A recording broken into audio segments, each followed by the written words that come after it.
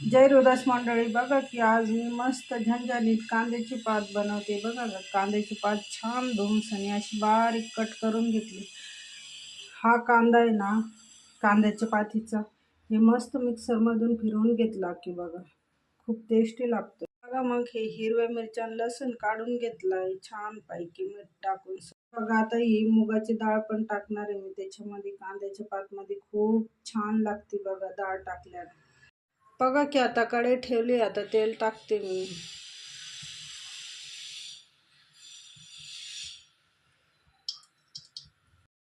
बघा की आता जिरा सोडला आहे.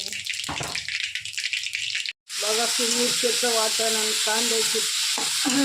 कांद्याचं वाटण मस्त फ्राय करून घेते.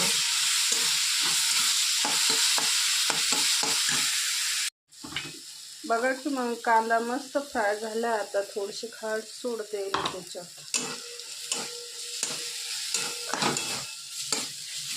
आता कांद्याची पात सोडते की.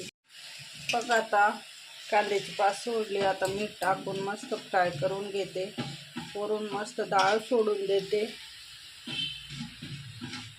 5 ते 10 मिनटं शिजायला टाकते मी.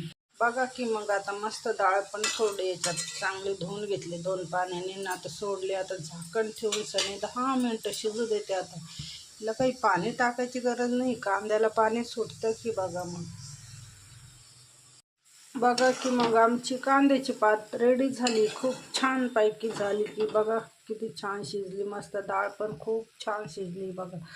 आणि त्यासोबत मस्त अशी ज्वारीची भाकर बनवली. बघा की आता कांद्याची पात आणि ज्वारीची भाकर म्हटल्यावर पोट भरणार का नाही भरणार. आज खूप पोट भरून जेवण करू मग. बघा की मग बाय बाय मग.